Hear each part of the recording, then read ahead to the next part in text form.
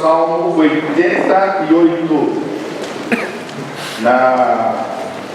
Pela manhã, na escola dominical, minha classe, eu desafiei o pessoal da minha classe para lerem o Salmo 88. Se você está nos visitando, nós estamos este ano numa série meditando nos Salmos.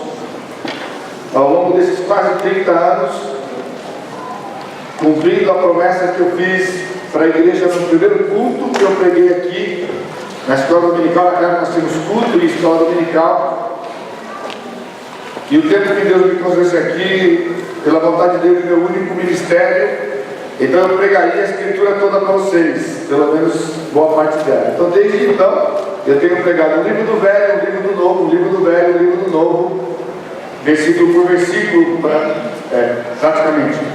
No ano passado nós meditamos em 2 Coríntios, no ano retrasado no livro de Êxodo, e esse ano nós estamos de volta aos Salmos. Os Salmos é a terceira vez que a gente volta para ele, porque é uma série grande. Então eu já fui até o Salmo 51 a primeira vez, depois até o Salmo 67, e agora retornamos desde o Salmo 68 ao longo deste ano.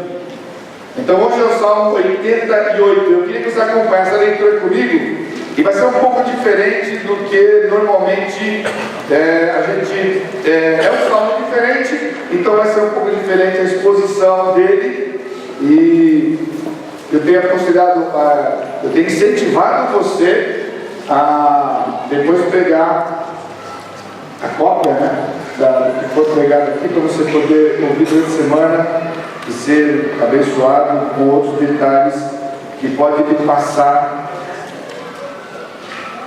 Ok? Muito bem, então vamos deixar lá primeiro. Salmo 88, acompanhe comigo a leitura. Ó Senhor, Deus da minha salvação, dia e noite clamo diante de Ti. Chega a Tua presença a minha oração e inclina os ouvidos ao meu clamor.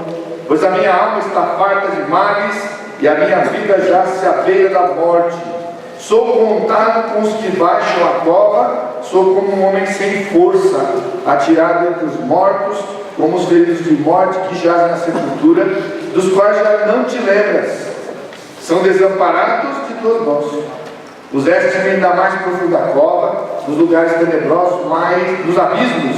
Sobre mim pesa a tua ira, tu me abates com todas as tuas ondas. Apartaste de mim os meus conhecidos, me fizeste objeto de abominação para com eles. Estou preso e não vejo como sair. Os meus olhos desfalecem de aflição. Dia após dia venho clamando a Ti, Senhor, e Te levanto as minhas mãos. Mostrarás Tu prodígios aos mortos, ou os finados se levantarão para Te louvar? Será referida a Tua bondade na sepultura, a Tua fidelidade nos abismos? Acaso nas trevas se manifestam as Tuas maravilhas e a Tua justiça na terra do esquecimento? Mas eu, Senhor, clamo a Ti por socorro, e antemanhã já se antecipa diante de Ti a minha oração. Por que rejeitas, Senhor, a minha alma e ocultas de mim o rosto? Ando aflito e prestes a expirar desde moço. Sob o peso dos Teus terrores estou desorientado. Por sobre mim passaram as Tuas iras, os Teus terrores deram cabo de mim.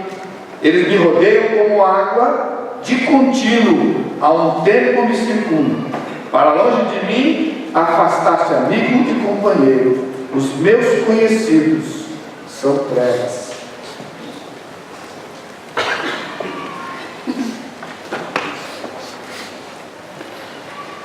Como que você sabe? Como que você pode dizer, afirmar que algo que você recebeu do Senhor? Nós temos um costume, os vícios na vida cristã, à medida que a gente se aproxima, quando você se converte, quando você converte ao Senhor, e então você começa a se relacionar com outros crentes, logo você vai pegando o jeitão da coisa, e certos vícios vão passando de geração em geração, passando um para o outro, né? Então um deles é: Deus me abençoou. Deus me abençoou. Essa semana Deus me abençoou. Então, se você recebeu alguma coisa, essa é uma linguagem espiritual. Dizer que você conseguiu, logo que você é confrontado, porque a gente fala muito sobre o egoísmo, fala muito sobre o orgulho, a Bíblia fala muito sobre isso. Constantemente a gente está vigiando sobre esse assunto aqui. Então a gente logo aprende o jeitão, o igrejês do negócio. Deus me abençoou, Deus é que fez isso para mim. Às vezes você está prosperando financeiramente e é natural você dizer assim: Deus me abençoou, Deus é quem me deu essas coisas. E a pergunta é: como que você sabe? Quais são as marcas? Qual é a base que você tem? Qual é a base que eu tenho para afirmar que eu recebi de Deus alguma coisa? Estão aqui? Então, aí a segunda coisa agora é o seguinte: então a gente ora. A gente vai e fala com Deus. A gente ora, pede coisas para Deus, a gente adora o Senhor em oração, a gente intercede por outras pessoas. E há um outro vício, vício evangélico, que é, diante de uma circunstância, você fala: eu vou orar, eu vou buscar o Senhor, eu vou buscar o Senhor. Já aconteceu no aconselhamento, a pessoa vem para o aconselhamento e fica 2 horas lá. Eu abro a escritura, eu respondo, eu mostro, diagnostico a situação da pessoa e dou o tratamento bíblico da coisa, e depois então, desse tempo, você chega para você: pastor, eu quero agradecer muito o senhor, porque o senhor me mostrou essas coisas aqui. Agora eu vou para casa, eu vou orar, eu vou buscar Deus agora, eu vou pedir a direção de Deus. Se você lembra quando você fez isso, você lembra qual é a reação, Eu não acredito. Eu estou 2 horas aqui dizendo para você o que Deus diz a respeito disso, e você vai para casa para orar, para pedir para Deus orientar você no quê? O que você não entendeu? Porque isso é um vício que a gente adquire de que a gente tem que orar. Aí eu era recém-formado do seminário, foi um pouco antes de vir para cá, e então era domingo de manhã, eu estava lá na minha igreja, eu era pastor dos jovens, lá naquele lugar. E então, alguns irmãos vieram de uma igreja da região lá da periferia. E eles pediram para conversar comigo depois da escola dominical, e eles queriam fazer uma proposta para mim. Eles disseram assim para mim: pastor, a gente é uma igreja pequena, era do nosso movimento, fazemos parte na época. A gente é uma igreja pequena e a gente está procurando pastor, e a gente queria então dizer para o irmão se o irmão não gostaria de ir lá para ser o nosso pastor. As condições são as seguintes: porque a gente é uma igreja pequena, a gente não consegue me sustentar. Porque na época eu trabalhava, era executivo em São Paulo, então eu falei: então como o irmão trabalha, o irmão vai continuar trabalhando, e o irmão então vem para poder ser o nosso pastor. Eu disse aí, então que nós vamos falar com o irmão, e a gente queria que o irmão orasse sobre isso. Não é porque é legal, porque eles vêm, já me pediram para orar sobre isso. E aí eles ficaram surpresos, decepcionados, até meio chateados comigo, porque assim: olha, é o seguinte, eu não tenho entendido de Deus, não tenho planos de que eu deva sair daqui, porque o que eu tenho pedido no meu coração para o Senhor é que eu gostaria de servi-lo, que eu acredito, com todo o meu tempo. Então, desta forma que vocês estão me dizendo, eu faço aqui. Eu nasci, eu estou aqui nessa igreja há quase 15 anos, e então eu trabalho, eu cuido dos jovens, eu pastoreio os jovens aqui, e o meu desejo é sair daqui e ir para uma igreja que possa me sustentar, e eu vou dedicar todo o meu tempo a cuidar dela. Pode ser pequena ou grande, eu não estou dizendo quanto é o sustento, é só que eu quero ser tempo integral, não quero até continuar como estou, Aí então, pastor, mas a gente queria que o senhor orasse e buscasse a direção do Senhor, Eu disse assim: mas eu não vou orar sobre isso. Aí eles queimaram comigo, é que o pastor não vai orar sobre isso. Ele disse: sabe o que é? Eu não costumo orar para Deus para pedir alguma coisa que já sei a resposta. Eu vou orar para Deus para quê? Eu vou orar para o Senhor para alguma coisa que já sei a resposta. Eles não combinam. Aqui não é uma questão de oração. Não é uma questão de oração. Então, aqui com respeito à oração, que é o assunto aqui do Salmo, ou louvor, então nós temos assim: eu oro e Deus responde. Eu estava no meu grupo anos atrás, e alguém trouxe uma necessidade, quando eu estou com necessidade, porque eles vão orar. Então qual é a reação do grupo logo em seguida? Vamos orar com o irmão. Olha, irmão. Aí eu já levantei a mão. E aí eu fiz quando eu estava indo naquele grupo, eu levantava a mão. Eu fiz uma pergunta aqui dos irmãos. Como é que funciona esse negócio aqui? A irmã está compartilhando uma necessidade. E era amanhã. E nós vamos orar ao Senhor. Agora eu estou curioso, aí sabe, o pastor está perguntando, está curioso, né? Então sabe que é uma pressãozinha, né, básica. Eu estou curioso saber como é que funciona isso aqui. Como é que é? Eu estou tentando imaginar aqui na minha mente como é essa oração. A gente vai orar aqui. Aqui não vai funcionar, Deus, a irmã falou de tal, está fazendo um pedido aqui, que ela precisa fazer não sei o que amanhã, está precisando de X reais. Então, ó, Deus abençoe a irmã que ela consiga os X reais amanhã. Essa é a oração. Aí eu falei assim, agora eu estou curioso para saber como é que Deus vai responder essa oração.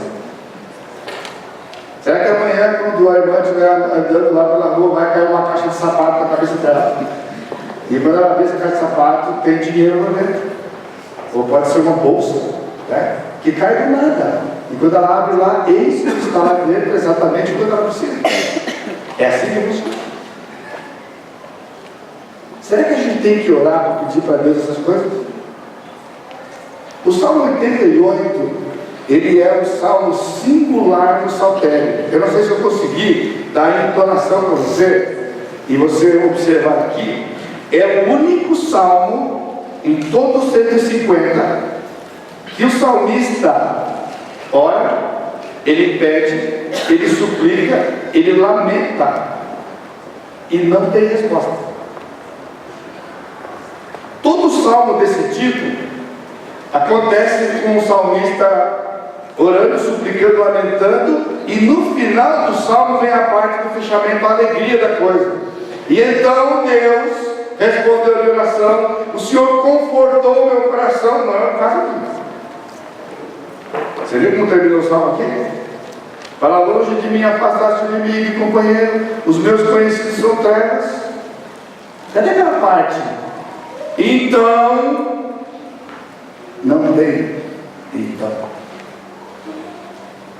este é um salmo de louvor a Deus, cantado pelo povo de Israel, de uma adoração ao Senhor, de alguém que está lamentando, suplicando, provavelmente à beira da morte, e não teve nenhuma resposta do Senhor,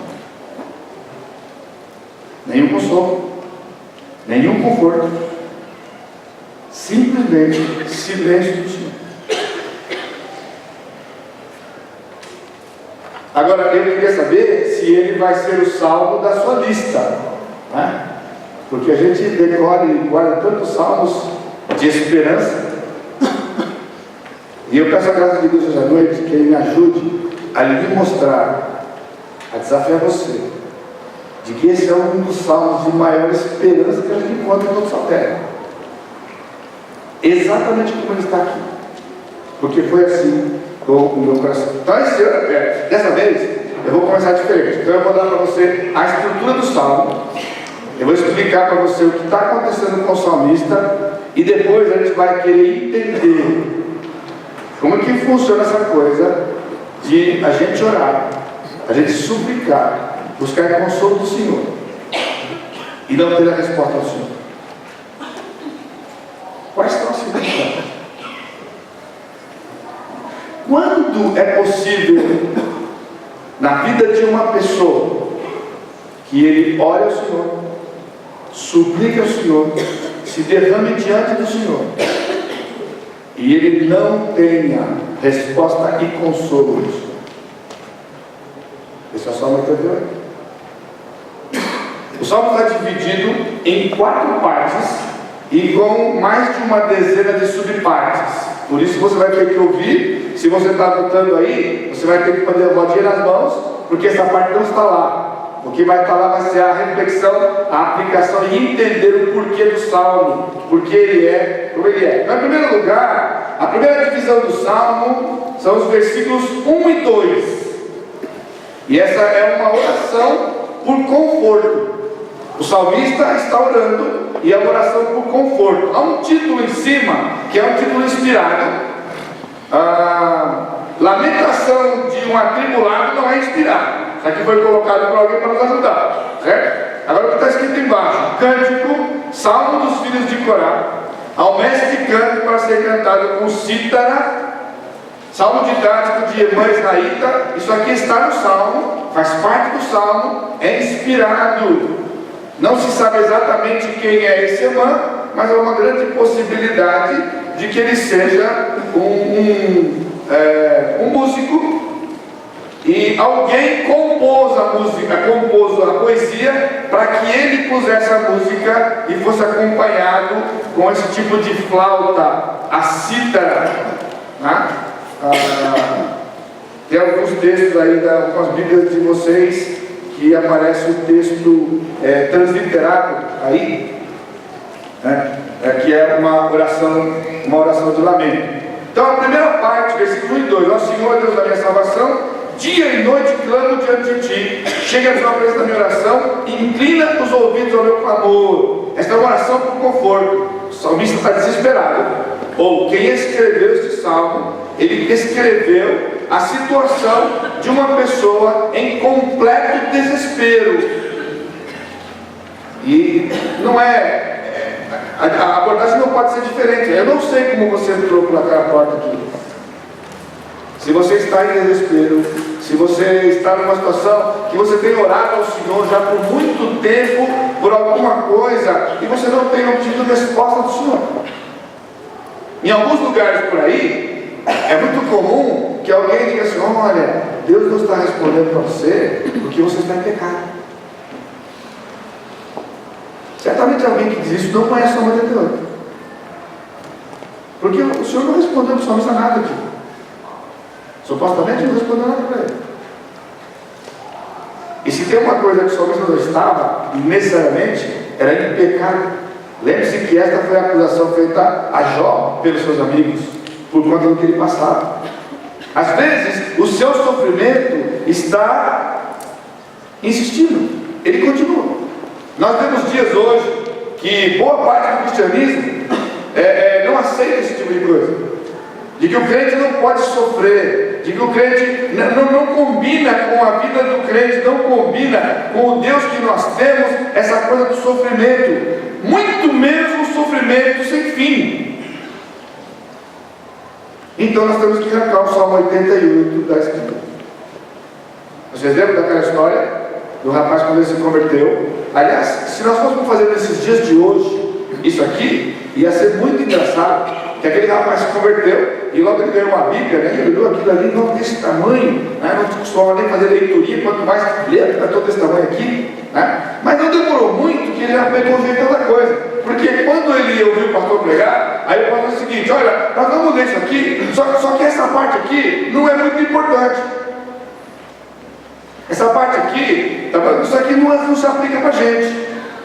Aí ele pensou assim: poxa, mas desse tamanho, parece que é complicado. Aí a dica: então, como o pastor falou que não é importante, então ele arrumou como equipamento, além da Bíblia dele, uma giletezinha.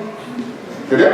Ele trazia então o seu caderno de anotação, a sua Bíblia e uma giletezinha. E quando o pastor falava assim: essa parte é importante, ele já pegava a giletezinha e arrancava fora, amassava e jogava no bolso e jogava fora. E assim, 10 anos depois. Um dia, estava numa reunião mais informal, e aí o pastor ia chamar o pastor assim de última hora para poder falar uma coisinha, e o pastor meio estava sem a Bíblia, né? Não tinha nem um canivetinho, ele não tinha, né? Não tem uma Bíbliazinha pequenininha que vai no caso, na emergência, né? Você tem celular, cara, ninguém tinha isso aqui. Aí então o pastor falou: puxa, alguém pode me emprestar uma Bíblia? O rapaz solícito, né? Logo na primeira vez, assim: pastor, está aqui a Bíblia, e já passou a Bíblia para o pastor. E quando o pastor pegou a Bíblia, que ele foi abrir aqui, que ele abriu aquilo ali, cheio de buraco, tudo cortado, as partes da Bíblia. Pastor, o que é isso aqui? Pastor, isso aqui é o que o senhor estudo 10 anos de pregação do senhor. Porque tudo que está rasgado aí, o senhor falou que não aplicava, não era assim, não funcionava. Eu fui arrancando. Aí ficou só aquilo que é bom. Então o senhor vai pegar o que é bom aí, com certeza. O que está aí é bom. Né? Então nós temos uma parte do cristianismo hoje, e que isso não se aplica ao crente. com certeza vários desses salmos aqui, arranca fora. Nós estamos vendo aqui o salmista em desespero, à beira da morte, com uma doença, todo aflito, buscando o Senhor, querendo consolo, querendo resposta, e não encontrou. Então, em segundo lugar, a segunda parte do salmo, a segunda estrofe do salmo, vai dos versículos 3 a 8, que ele faz. Ele derrama a sua alma em lamentação profunda na sua condição de angústia. Então ele começa uma oração por conforto, e logo ele vai mostrar a sua situação. A situação dele era tão complicada que há 9 graus diferentes que compõem a sua angústia. Então veja o versículo 3 na primeira parte: pois a minha alma está farta de males. Ou seja, eu estou cheio de problemas. Alma, mas não é corpo. A minha alma está cheia de males. Alma, pessoa, personalidade, temperamento, aquilo que eu difiro de você, está cheio de males. Essa é a história. Eu estou cheio de problemas. Você está cheio de problemas? Estou de problema até aqui. Versículo 3b: e a minha vida já saberá da morte. Ou seja, ele também está fisicamente enfermo à beira da morte, cheio de problemas e pronto a morrer. Versículo 4: sou contado com os que baixam a cova, sou como um homem sem força. Então agora ele é julgado por alguém, as pessoas que o cercam, como alguém que está perdido, sem força para lutar. Olha o estado dele: problemas, fisicamente doente. Quando alguém olha para ele, ele está assim, a alma está perdida, sem força para lutar. No versículo 5, na primeira parte: atirado entre os mortos, como os feridos de morte. Agora aqui, na linguagem do Velho Testamento, ele é comparado a um leproso que pela lei ele é jogado para fora da cidade para não conviver com as pessoas. Essa é a ideia. O leproso era jogado fora da cidade. Ele não era convidado gentilmente a sair. Diagnosticado leproso fora da cidade. Não pode entrar, não pode conviver, vai ficar lá fora, no meio dos leprosos. Quando alguém se aproximava, já gritava: leproso! Porque alguém que se encostasse nele tinha que fazer todo o ritual de purificação. Ele era obrigado pela lei de avisar as pessoas que se aproximavam. Na parte B do versículo: os que jazem na sepultura, dos quais não te lembras, a sua vida foi violentamente arrancada dele, privado das coisas comuns da vida, e como morto da lembrança. Ele diz: dos quais não te lembras, são desamparados das tuas mãos. Então agora ele se sente completamente desamparado de Deus. Versículo 6: condenado e tomado pelo tormento do inferno, puseste-me na mais profunda cova, nos lugares tenebrosos dos abismos. Se não bastasse isso, versículo 7: ele sente o peso da ira de Deus. Sobre mim pesa a tua ira, tu me abates com todas as tuas ondas. E é o degrau mais baixo, versículo 8: privado de todo conforto na sua condição de miséria, apartaste de mim os meus conhecidos e me fizeste objeto de abominação para com eles. Estou preso e não vejo por sair. Agora tenta imaginar esse quadro aqui: problemas, doente fisicamente, rejeitado pelas pessoas, completamente isolado. Quando ele pensa em Deus, ele pensa na ira de Deus sobre ele, e essa é a situação dele. Condenado, ele está entendendo que está mal, não tem conforto, está na miséria. O que você faria numa situação assim? Eu não acredito que haja qualquer um de vocês aqui hoje em situação semelhante a essa ou parecida com essa. Mas o que uma pessoa faria numa situação dessa? O que você faria? Ele ora, ele pede consolo para o Senhor. E ele vai agora abrir o seu coração para dizer o seu estado diante do Senhor. Então, em terceiro lugar, a terceira estrofe, versículos de 9 a 14, ele luta pela sua fé, na sua oração a Deus por conforto. Então você está entendendo que uma pessoa nesse estado, ele começa a entrar em conflito pessoal. Conflito. Eu estou buscando ao Senhor, eu estou numa situação deplorável, eu não vejo resposta. Então ele começa a lutar com aquilo que ele acredita. Você já lutou com o que você acredita? Alguma vez você teve um estado que aquilo que você acredita começou a ficar tudo nebuloso nos seus olhos, nas suas convicções? Então ele começa a lutar. Porque talvez o seu julgamento, como foram os amigos de Jó que eu citei, e aqui esses amigos deles que simplesmente se isolaram dele, é julgá-lo na sua condição espiritual, como alguém fraco, como alguém que tem alguma coisa escondida que Deus quer tratar e ele não quer tratar. Mas ao contrário, diante da sua miséria, ele começa a lutar na sua fé. E ele dá para Deus, nos versículos de 9 a 14, 4 razões porque ele tinha que buscar o Senhor insistentemente pelo consolo no seu estado deplorável.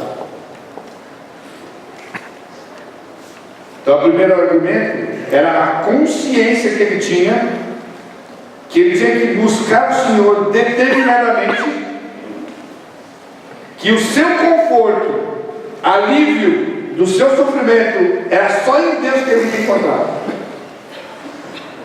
Agora preste atenção, que nós estamos falando de um salmo que quando você lê a primeira vez e superficialmente, você fica em desespero, porque como que pode? O camarada está suplicando aqui e o salmo, onde está a parte da alegria da coisa, da resposta da coisa? Mas irmãos, veja o versículo 9: os meus olhos desfalecem da aflição, dia após dia eu venho clamando a ti, Senhor, e te levanto as minhas mãos. Olha lá, em nenhum momento aqui ele deixa de clamar ao Senhor. Agora escreve aí, guarda isso aí, porque talvez você esteja aqui e por muito menos você já desistiu de buscar o Senhor. Você viu que eu li aqui os 9 estágios da situação que você vai estar aqui totalmente complicada? E o que ele diz? Os meus olhos desfalecem da aflição. É o resumo. Você quer pegar de 3 a 8? O resumo, sabe o que é? Os meus olhos desfalecem da aflição. Qual seria a reação natural de uma pessoa? Sabe qual foi a dele? Dia após dia, venho clamando a ti, Senhor. Levanta aqui a Jeová e te levanto as minhas mãos. Segunda razão, porque ele está lutando na sua convicção, ele está lutando na sua oração a Deus por conforto, é que se Deus não lhe responder num tempo curto, ele vai morrer. E se ele morrer, ele não poderá testemunhar, ele não poderá glorificar a Deus ou edificar outros depois que ele morrer. Olha só a preocupação do salmista. Você está entendendo? De que ele está consumido de dor, ele está cheio de problemas, ele sente a ira do Senhor por causa do pecado, ele é abandonado pelas pessoas, ele é como um leproso da sociedade, ele clama ao Senhor por consolo, e então ele diz: Senhor, se o Senhor não me socorrer, eu vou morrer. Agora qual era a preocupação que ele tinha se ele morresse? Que ele não ia para a presença do Senhor. Essa não era a preocupação dele. É que se eu morrer, eu não vou mais testemunhar do Senhor no meio dos viventes. E lá para onde eu vou, que é a sepultura, não tem testemunho. Olha só o versículo 10. Mostrarás tu prodígios aos mortos, ou os finados se levantaram para te louvar. Finado é uma palavra que a gente não usa mais, né? A gente que é mais antigo, mais para perto do dilúvio, quando se refere a uma pessoa que já morreu, a gente fala o finado fulano e tal, né? Você lembra do finado fulano? Então o finado é morto. Então ele começa a pedir para o Senhor: Senhor, aqui eu glorifico o Senhor, aqui eu dou testemunho para as pessoas do Senhor, mas lá entre os mortos, o Senhor vai mostrar prodígio. Vai mostrar prodígio. Versículo 11: será referida a tua bondade na sepultura, a tua fidelidade nos abismos? Acaso nas trevas se manifestam as tuas maravilhas? Irmãos, as coisas do Senhor são aqui no nosso meio. Lá na sepultura não tem mais o que fazer.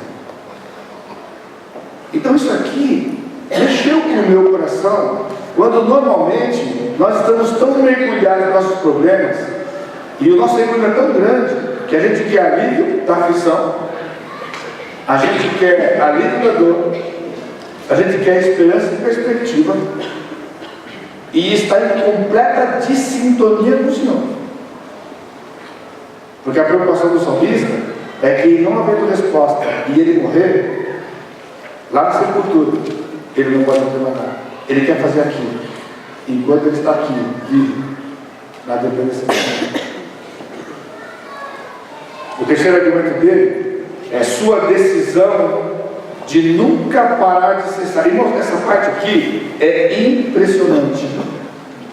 Versículo 13: mas eu, Senhor, clamo a ti por socorro, e antemanhã já se antecipa diante de ti a minha oração. Ou seja, eu vou continuar orando.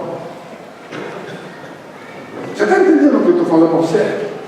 Você está entendendo onde nós estamos indo? Irmãos, quando as situações são adversas e elas começam a se estender, foi a nossa tendência: desanimar. A gente fica desanimado com Deus, que não responde, que não age, que não faz, que não muda as coisas que nós queremos. É o tempo que você não quer nem orar. Sem contar algumas vezes que eu estou dizendo para você, né? Você está com raiva de Deus. A primeira vez você vai. Aí quando eu te dou alguns detalhes, você está certo. No fim é isso mesmo. Porque ele está fazendo coisas, ou não está fazendo coisas, que você acha e entende que ele tinha que fazer. Então o salmista está dizendo: Senhor,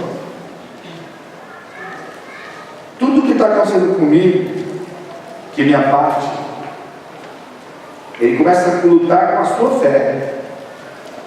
E ele chega no ponto e fala o seguinte: mas eu vou continuar pedindo. Eu vou continuar buscando, porque ele entendeu que conforto é só no Senhor.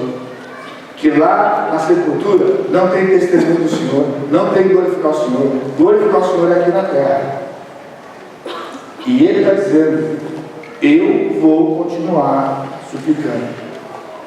É uma decisão tomada. Eu queria que você hoje à noite pensasse nisso. Você está disposto a seguir o Senhor? Se o Senhor dissesse para você que de hoje para frente sua vida só vai complicar, só vai complicar, você quer continuar? Porque eu ouvi as pregações de hoje que tudo vai melhorar.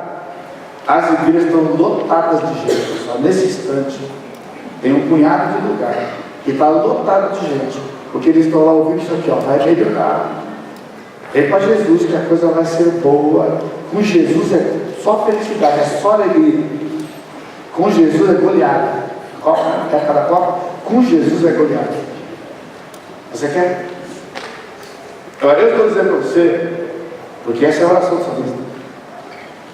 A coisa vai pegar. Vai preocupar. E ele disse, eu vou. Por que você está aqui? Você está esperando para chegar aqui, você ouça com a palavra de que a coisa vai ficar boa para você? A quarta razão, que ele dá no versículo 14, veja o versículo 14. Por que me rejeita, Senhor, a minha alma, e ocultas de mim o teu rosto?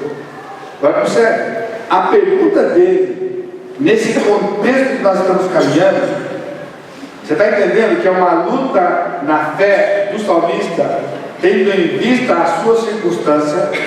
Deus não está respondendo para ele.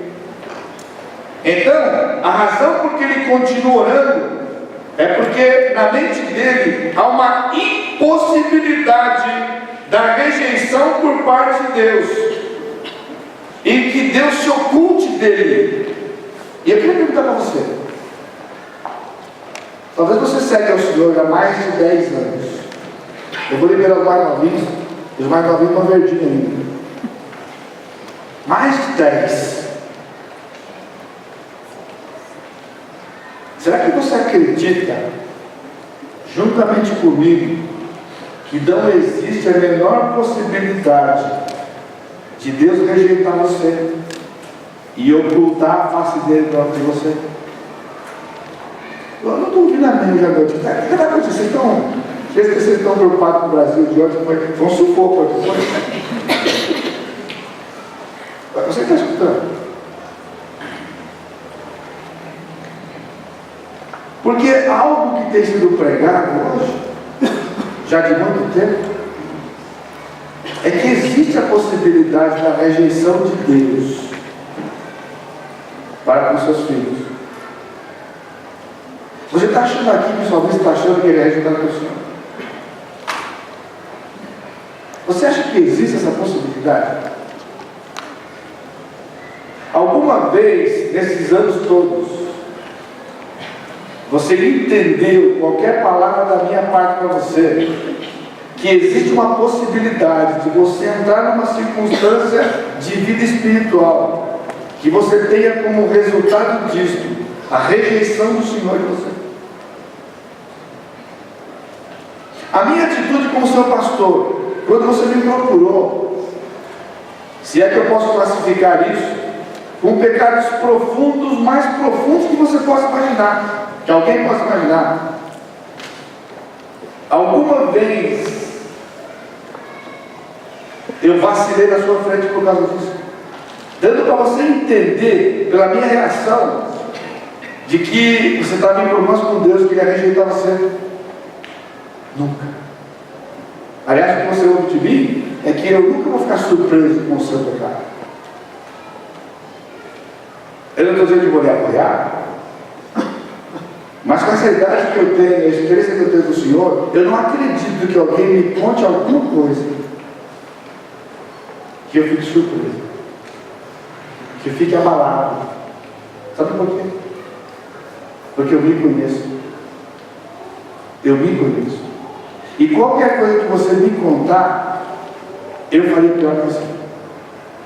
Como que eu posso ficar surpreso de você sentir da minha parte como seu pastor, de que eu não vou lhe ajudar, que eu não vou lhe orientar, e que você passa a ser rejeitado, como se isso fosse uma atitude que eu aprendi com o Senhor? Pois é, o salmista aqui, ele tinha essa condição. Ele não entendia o que estava acontecendo. Isso é uma luta com a fé. Você não está entendendo o que está acontecendo? Agora vamos fazer uma parte. Você precisa estar sintonizado comigo, porque se todo esse estado seu, ou o que você se encontra, é resultado de atitudes pecaminosas, então está diagnosticado. Abandona o pecado, trata o pecado, e você retorna a receber a bênção de Deus. Você vai entender? O salmista aqui está colocando uma situação que não era resultado de atitudes diretas dele. Por exemplo, ele está doente e vai morrer. Ele vai morrer. Provavelmente era uma doença incurável. Vai morrer. Então não é uma questão de abandonar o pecado. Não havia pecado. Essa é a tônica do salmo. As pessoas o acusavam disso, mas não era a sua realidade. Então, qual é a possibilidade? E mesmo que nós estivéssemos no pecado, existe a possibilidade da rejeição do Senhor. Amém. Agora, obrigado. Agora, eu não estou dizendo absolutamente de que você pode continuar no seu pecado e está tudo certo com você. Eu estou dizendo isso? Não. Pecado é sempre pecado. E a quarta parte, finalmente, do Salmo, versículos 15 a 18. Então, ele está na evolução, né? Ele orou por conforto. Aí ele derrama a sua alma diante do Senhor da lamentação, para falar da sua profunda condição de angústia em 9 estágios diferentes. E então ele luta pela sua fé, por aquilo que ele acredita, trazendo razões para ele, para manter onde? Orando, buscando ao Senhor. E mesmo sem resposta, o que ele faz? Ele retorna à sua lamentação e ora ao Senhor, mesmo não recebendo consolo. Versículo 15 a 18. Ando aflito, parece a respirar desde moço, já fazia tempo, sob o peso dos teus terrores. Estou desorientado.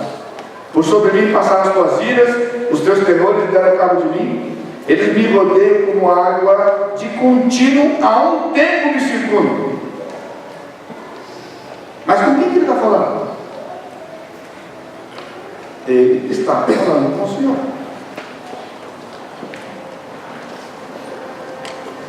Irmãos, o fato de que nós não temos um final feliz no Salmo, como os demais salmos de lamentação, traz para a gente uma lição tremenda, porque se esse salmo não tivesse no saltério, nós teríamos dificuldades para ver, porque nem sempre o Senhor vai responder como nós queremos. Por isso eu comecei hoje. Como é que você sabe que foi Deus que lhe deu? Porque eu vou dar uma resposta para você.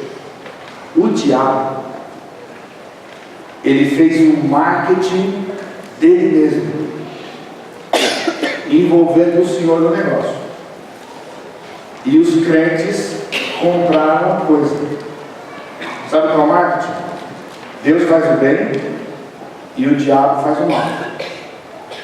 Então, se é bom, vem de Deus. Se é mal, vem do diabo.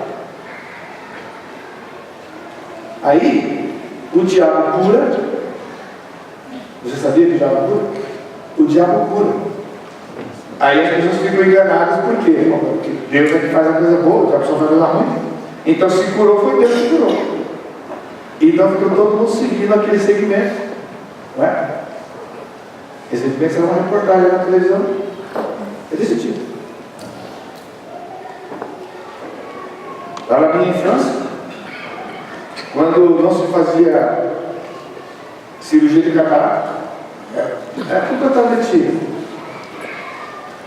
Hoje tinha um cidadão que fazia cirurgia de catarata com canivete enferrujado, tirava a catarata da pessoa, não dava infecção no olho para gritar, e todo mundo ficava, Deus fez. E não foi Deus que fez. O que é a resposta de Deus? Agora eu quero que você vá comigo. Como a Quando Deus não nos responde à oração, já falei para você, desânimo. Você fica desanimado. Às vezes eu pergunto: o que está acontecendo com você? Pastor, eu ando meio desanimado. Não sei o que está acontecendo, mas eu não tenho tido ânimo. Eu não tenho tido ânimo para vir à igreja. Às vezes eu não tenho tido ânimo para orar. Eu não tenho tido ânimo para ler a Bíblia. Por conta de quê? Por conta de quê? Então é aquela criança animada, né? Que pede a coisa para o pai não dá. Então tem uma reação. E normalmente a reação da criança é retalhar o pai. O crente faz uma coisa: retalha Deus. Porque Deus não deu o que ele queria. Você acha que a gente pode retalhar Deus?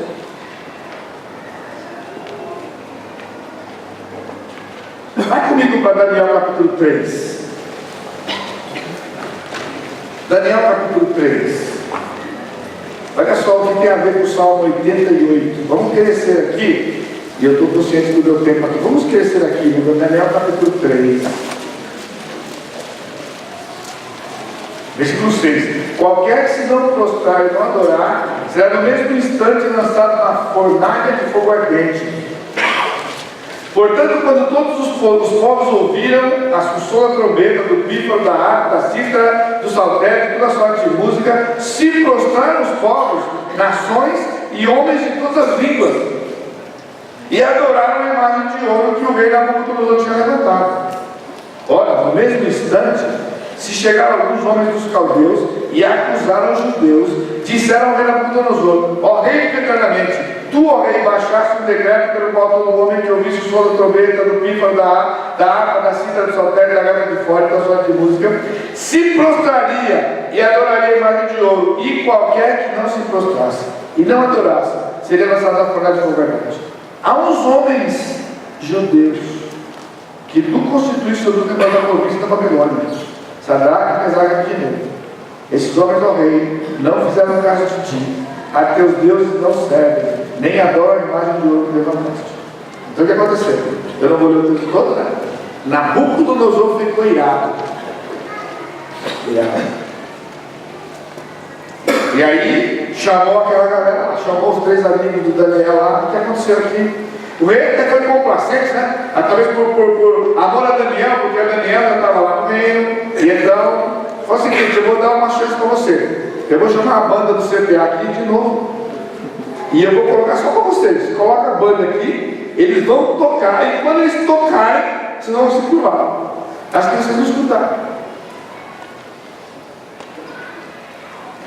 Agora veja o que os disseram. Responderam Sadraque, Mesaque e Abednego ao rei: ó Nabucodonosor. Observe que não chamou de rei. Não chamaram de rei. Quanto a isto, não necessitamos de te responder. Sublinhe aí, grife aí, versículo 17. Se o nosso Deus, a quem servimos, quer livrar-nos, Ele nos livrará da fornalha de fogo ardente e das tuas mãos, ó rei. Senão o quê? Senão o quê? Se ele não livrar. Agora, essa mensagem é popular. Se alguém disser assim: não, que isso? Você não tem fé? Você não acredita no Senhor? Mas está escrito no texto inspirado: se não, fica sabendo, ó rei, que não serviremos a teus deuses, nem adoraremos a imagem de ouro que levantaste. Você está me escutando aqui? Esses jovens, eles não estavam nessa de que a gente pede e Deus dá, que a gente fala e Ele responde. Então, quando ele falou: vou matar você, vou pôr na fornalha, vou dar mais uma chance. Não precisa dar chance não, porque ele falou que Ele vai libertar vocês. No final da palavra do rei, ele ameaçou aquele jovem: e quem é o Deus que vai libertar vocês? Tipo, vocês estão seguindo um Deus aí, ó, que não faz nada. Então eles disseram o seguinte: ó, se o nosso Deus, a quem servimos, quer livrar-nos, Ele nos livrará. Se não, fica sabendo que nós não vamos curvar do mesmo jeito. Vocês estão escutando? Irmão, não entra nessa de que você pede e Deus responde a você. Porque há circunstâncias que Ele não responde. E se Ele não responder, não tem que mudar a sua oração a Ele. Sabe por quê? Porque Ele é Deus. Ou será que você está servindo ao Senhor porque Ele te dá coisas? Olha só, você o serve pelo que Ele faz, ou você o serve porque Ele é? Ele é Deus. O salmista sabia disso. Em nenhum momento o salmista vacilou. Completa e profunda angústia, mas ele não deixou de clamar ao Senhor. Até o último fôlego da vida dele, ele ia clamar ao Senhor. Porque se tinha uma possibilidade, era o Senhor. Mas se o Senhor não agisse, ainda era o Senhor. Entendeu?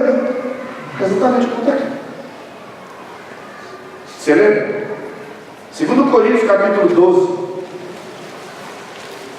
E eu li um punhado de coisas essa semana, e ele é curioso, né? Ler os teólogos falando sobre aquele texto ali, e é a interrogação na mente deles, né?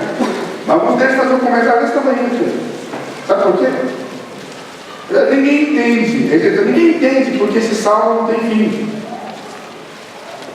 É estranho aos salmos isso aqui. E à medida que eu estava lendo, meditando no salmo, estudando o salmo, essas coisas começaram a vir ao meu coração. Versículo 7 do capítulo 12, 2 Coríntios. E para que não me ensoberbecesse com a grandeza das revelações, foi-me posto um espinho na carne. Eu não sei o que o pessoal faz hoje nesse texto aqui. Eu não entendo. Né? Porque se o crente não pode sofrer, se o crente não pode ter problemas, se Deus faz um monte de coisa aqui, aí o apóstolo, você tem uma ideia, eu vou dizer para vocês.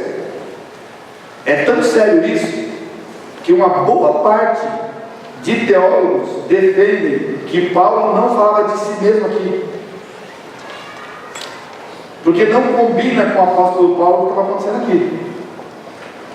Porque ele não fala o nome dele, né? Conheço um homem que foi lá no terceiro céu.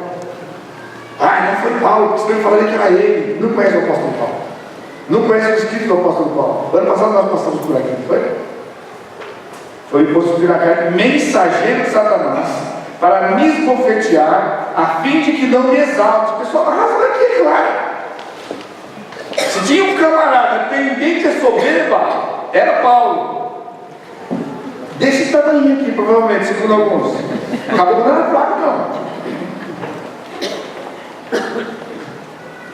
Ele disse, para que eu não me soberbecesse, foi me colocar no espinho da carne para que eu não me exalte. Por causa disso, 3 vezes pediu ao Senhor que eu afastasse de mim.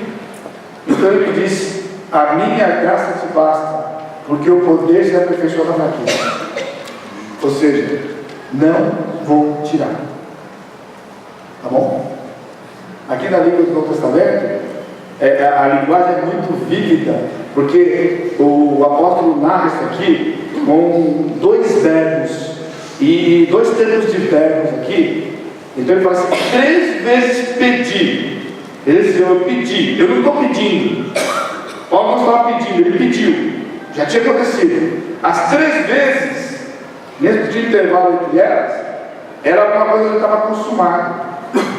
E então onde está escrito aí, e ele me disse, não dá para a gente traduzir ao pé da letra aqui, a gente não tem um tempo verbal parecido. O mais próximo seria, e ele me tem dito, a minha graça te basta. Ou seja, no momento em que ele clamou as 3 vezes, a resposta veio do Senhor. Sabe como? A minha graça te basta. É uma resposta hoje, e a resposta, os efeitos dela vai permanecer sempre. Ou seja, não pede mais. Porque eu não vou tirar. Eu não vou tirar. É um espinho na carne, é vencer de Satanás, mas o objetivo pelo qual eu pus aí, eu não vou tirar. Você vai viver dependente da minha graça. Você quer mais hoje? Você está desanimado porque Deus não está respondendo? Ele está dizendo para você: a minha graça te basta. Desfrute da minha graça. É aquele poder dinâmico para nós que nos capacita a desejar e fazer o que devemos. Porque o poder se aperfeiçoa na fraqueza. Na fraqueza, o apóstolo Paulo lembrou disso. Pode ser que o Salmo tenha o mesmo contexto da situação de Jó antes de aparecer, de Deus de aparecer. Para você lembrar, Jó passou alguns meses exatamente naquele estado. O salmista morreu antes daquilo que nós temos no fim do Salmo, do Jó. Porque o Senhor apareceu para Jó e mudou a sorte de Jó. Essa é a soberania do Senhor, né? No cântico dos jovens aqui, no Salmo 130, eles foram desafiados. Fala que Deus é soberano. Agora, irmãos, é bonito cantar essa coisa, Deus é soberano, né? Nosso Deus é soberano. Aí que você cantar, né? Ele reina. Você vai cantando? Tá, aí ele vai ser soberano e você se prepara com ele. O que é soberano? Ele não responde. Você vai cobrar dele? Mas ele é soberano. Ele não conforta. Ele não vai confortar. O que é conforto?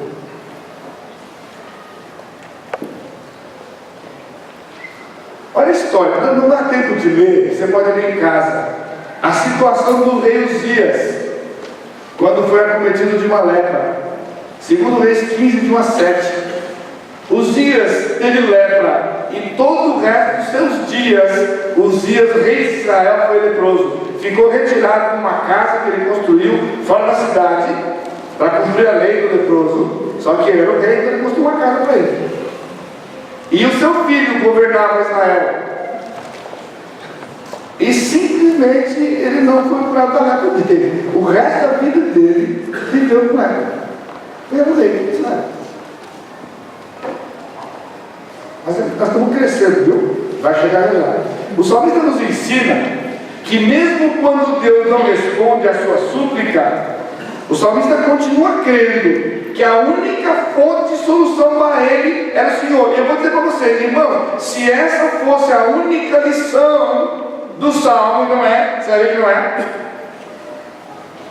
Justifica o Salmo da nossa terra. Justifica.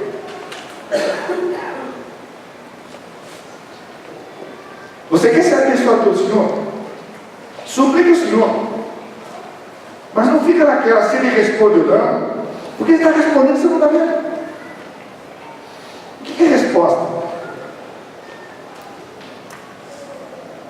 Eu vou dizer uma coisa para vocês. Aquela noite quando Pedro negou Jesus, eu já refleti com vocês várias vezes sobre vários anos daquele negócio.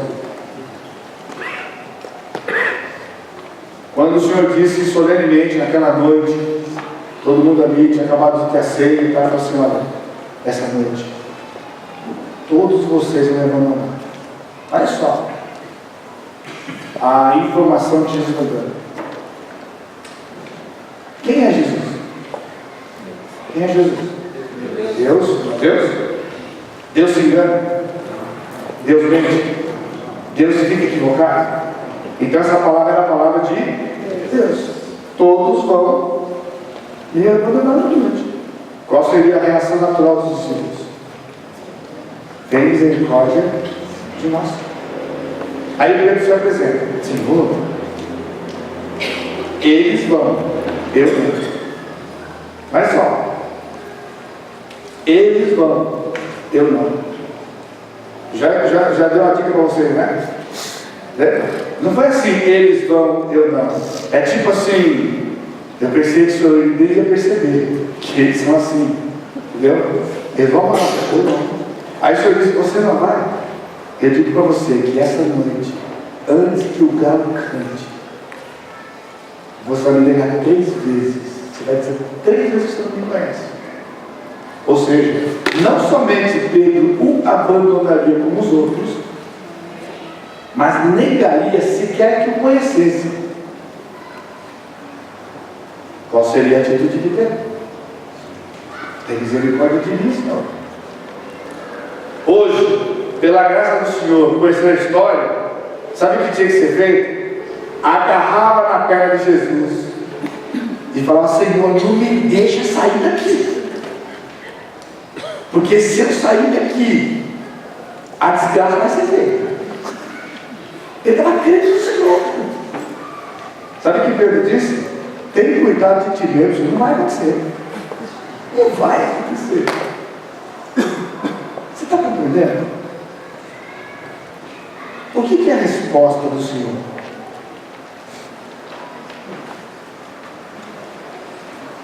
Agora veja aqui. Essa é a lição mais preciosa. A lição mais preciosa no Salmo está no versículo 1. O Senhor, ó Senhor, Deus da minha salvação. A salvação alcançada é a maior resposta à súplica de um pecador. A morte faz cessar a vida aqui nesse mundo, mas não tem poder para fazer cessar o relacionamento com Deus alcançado pelo pecador da salvação. Agora eu vou dizer para você, esse salmo aqui é a súplica do pecador. Esse aqui é um camarada sem Jesus ainda, que está diante da sua miséria, e ele entende que ele só encontra a resposta para a sua situação de beira de morte no Senhor. E eu pergunto a você, qual é a resposta desse salmo? A resposta, irmão, não é uma palavra. A resposta do salmo é a obra salvífica de Jesus. Hoje no Novo Testamento, na cruz, que salva. Então o salmista começa: ó Deus da minha salvação. Ele cria no Senhor. E todo aquele retrato ali é o retrato do pecador, afundado no pecado. E tudo que você pode imaginar de enfermidade, isso aqui tudo resultado do pecado. Eu digo para você, mesmo que o Senhor não nos der nada, irmãos, não entra nessa aí de que Deus faz e acontece. Deus faz e acontece porque é Deus, se Ele quiser. Mas não é obrigado. Se Ele não lhe der nada, Ele lhe deu o que é mais precioso. Amém. A possibilidade de comunhão com Ele aqui nessa terra. Amém. E viver com Ele eternamente no céu. Amém. Então o que é orar para quê? Eu estou dizendo assim, não estou que é inútil orar. É você ficar abatido porque não recebe a resposta do Senhor. Isso não pode acontecer. Ficar abatido porque Deus não está fazendo a coisa acontecer como você acha que tinha que acontecer. Deus trabalha com todo mundo ao mesmo tempo. Amém. Então Ele não vai ficar fazendo a coisa porque você quer. Tem gente hoje dando ordem para Deus, dando ordem para o Espírito Santo, dando ordem para Jesus. Isso é blasfêmia pura. Porque da nossa língua só deveria sair: tem misericórdia de mim, Senhor. Ele é misericordioso, pessoal. Ele tem dado para nós muito mais. Muito mais. Veja aqui agora. Sabe o que é o Salmo 88? Uma oração inacabada. De verdade. Porque o fim dessa oração é a sua confiança no Senhor diante da sua situação, e que justifica a sua busca do Senhor. Aqui eu estou fazendo um paralelo com o livro dos Atos dos Apóstolos. Já ouviu falar sobre isso? Se você é novo convertido, talvez ainda não. Se você já é mais tempo de convertido, já deve ter ouvido falar isso aqui. O livro de Atos é o único livro de toda a Bíblia que não tem fim. Você está lendo o livro de Atos, de repente ele acaba. Não tem assim um fechamento, uma fechadura, né? Paulo chega em Roma, encontra aquele pessoal, aí eles voltam lá, ele fala de Jesus para eles falam que não tinham ouvido nada falar dele lá, não tinha recebido informação nenhuma de Jerusalém e tal. Então aí metade deles creram dos líderes de sinagoga, outra metade não creram, e termina ali. Por que Atos termina assim? Porque na verdade, a ação do Evangelho não teria no livro de Atos. Nós somos a continuação do livro de Atos. Nós continuamos o livro de Atos, porque continuamos espalhando o Evangelho aqui nessa parte do mundo, que para eles era o fim do mundo, tomando em vista lá.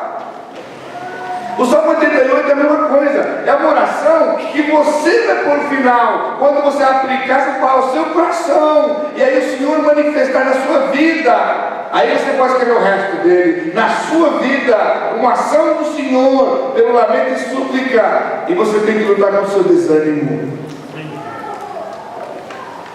você tem que lutar contra a sua ingratidão, porque você está querendo, deixando de fazer as coisas para o Senhor. Porque o Senhor não está fazendo o que você gostaria que Ele fizesse. E finalmente,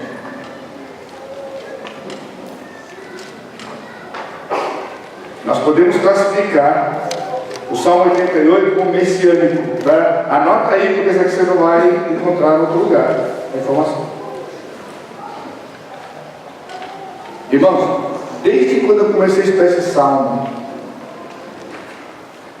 desde a primeira instante, eu li o salmo e o Senhor colocou no meu coração. Esse é um salmo messiânico.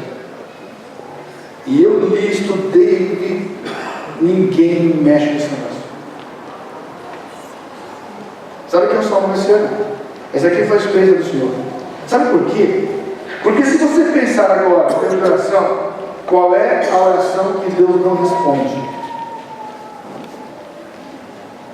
A oração que Deus não responde foi a oração do Senhor Jesus Cristo, quando em agonia, à beira da morte, Ele buscou o Pai e não tinha resposta para Ele. Sabe por quê? Porque Ele ia morrer, Ele ia para a cruz, Ele ia receber os pecados nossos sobre Ele. E toda essa angústia que está aqui no salmista, de um homem pecador, afundado no pecado, tornou-se o Senhor Jesus quando Ele recebeu os nossos pecados sobre Ele, ao ponto de desfigurar-se. Então foi a lei do salmista. Estão comigo ainda? Não desliga aqui. Se desligar aqui, você vai se perder. O Salmo 88 é como o Salmo 22. Só que no 22 fica fácil, porque a primeira frase, Deus, Deus, Deus, que me desamparaste, foi uma das palavras de Jesus na cruz. Então eles ligam a cruz com aquele salmo, porque está ali, é fácil. Agora, o Salmo 88 é um salmo que mostra o lamento de uma pessoa que busca o Senhor, a ira do Senhor está sobre ele vai morrer, e não tem consolo para ele. Porque o consolo seria o quê? Tirar a morte. O consolo seria o quê? Tirar a doença. O consolo seria mudar a circunstância. Mas não havia mudança para Jesus. Não há alguém nesta terra que clame ao Senhor por consolo e o Senhor não consola. Só o Senhor Jesus Cristo. Por amor a você. Por amor a mim. Amém. Sabe por quê? Nada da sua súplica lhe adiantaria. Agora vem o Salmo 89. O Salmo 89, de razão do domingo que vem, é um salmo didático de Etã Israelita. É o salmo que foi composto, provavelmente pelo mesmo autor, na mesma época do Salmo 89. Como é que ele começa? Cantarei para sempre as tuas misericórdias ao Senhor, os meus lábios proclamarão a todas as gerações a tua fidelidade. O Salmo 89 é a resposta do 88. Porque o Salmo 89 é um salmo messiânico. E ele fala a respeito de Davi no reino do Senhor. No reino de Jesus, no reino milenar. Então, estão comigo aqui ainda? Então, o Salmo 88 é o salmo do lamento do Senhor na cruz, antes da cruz. E o Salmo 89 é a resposta dele depois da sua ressurreição. Porque ele vai ao céu. E ele está lá hoje preparando o lugar. E ele vai voltar para quê? Para reinar. E quando ele voltar para reinar, vai para o Salmo 89. Entendeu? Eles estão ligados aqui. Eles estão cantados juntos. Então a resposta do Salmo 88 É o Salmo 89. Isso já aconteceu quando nós vimos o Salmo 74, 75, 73, você lembra? Que o Sacha pregou. Até quando, Senhor, você lembra? Nós vimos que eles eram salmos ligados, compostos pelo mesmo autor, e ele tinha uma sequência de informação. Então, uma novidade aqui. Isso que eles estão colocando. Mas sabe qual é o nosso consolo? Não, isso é possibilidade de buscarmos o Senhor. E o Senhor não nos consolar. Sabe por quê? Porque Deus fez uma vez só isso. Uma única vez. E essa única vez que Ele fez isso foi com seu Filho. Para que Ele pudesse morrer na cruz. Sem solução. Resposta de tipo, eu vou libertar você. Lembra? Se for possível, passa de mim o cálice. Será que ele não estava orando isso aqui lá no jardim? Naquela noite. Enquanto ele agonizava lá com o Pai. Irmãos, Jesus conhecia todas estas coisas completamente de cor. Porque essa é a palavra dele que sai do seu coração. Amém. Essas coisas todas estavam no seu coração. Ele passou por uma situação que ele entende a sua súplica, porque ele suplicou. Agora, sabe de uma coisa? Você suplica e o Senhor responde. Porque não respondeu para ele aquele dia. Porque não respondendo para ele, ele caminhou até a cruz em submissão e trocou a vida dele pela sua e pela minha, para que nós tivéssemos sempre a garantia e a certeza do consolo do Senhor, mesmo que Ele não nos tire o sofrimento. Mesmo que alguém disser, você vai morrer daqui uma semana. Você vai morrer daqui uma semana. Vai morrer amanhã. Vai morrer hoje. A garantia que iremos pela sua presença. Amém. Você entende? Louvado seja Deus pelo salmo que eu pela sua cabeça. Nosso Deus bendito, te agradecemos porque o Senhor manifesta o teu amor para conosco. Quando o Senhor nos revela a tua palavra, a situação tão deplorável, tão deprimente, tão profunda de alguém que supostamente tenha sido abandonado por Senhor. Pai, inevitavelmente as nossas mentes vão para o Senhor Jesus Cristo, que naquela noite agonizava, não porque ele não quisesse ir à cruz, não, porque ele sabia que ele ia à cruz. E ele foi por amor ao Senhor, para glorificar o teu nome, para engrandecer o Senhor. E através dessa sua atitude, nos comprasse com o preço do seu sangue. E nós então tivéssemos a certeza de que na nossa angústia, nós clamamos ao Senhor. E o Senhor nos ouve, o Senhor nos atende, o Senhor nos mostra. Mas mesmo que assim não fosse, como nós meditamos no princípio deste salmo, a verdade do Senhor Jesus Cristo, que Ele nunca desacreditou do teu plano, Ele nunca deixou de clamar, porque a resposta só está no Senhor. Pai, move o coração dos teus filhos. Pela tua graça infinita, tira-os desta situação que eles vivem, de desânimo com o Senhor, de desânimo porque as coisas não acontecem.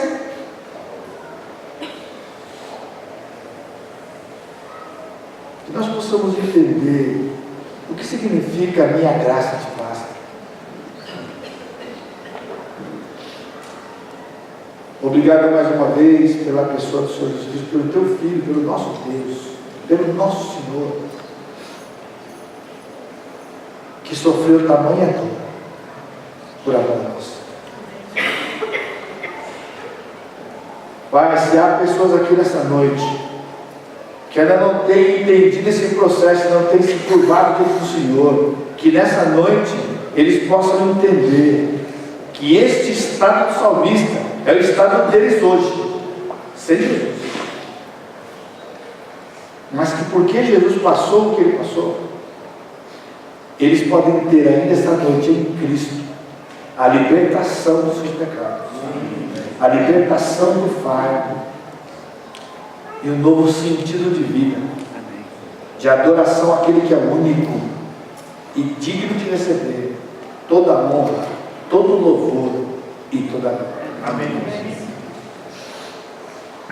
Que a graça do Senhor Jesus Cristo, o amor de Deus Pai e a consolação do Espírito Santo seja com todo o teu povo, hoje e sempre. Amém. Deus abençoe, irmãos. Deus abençoe.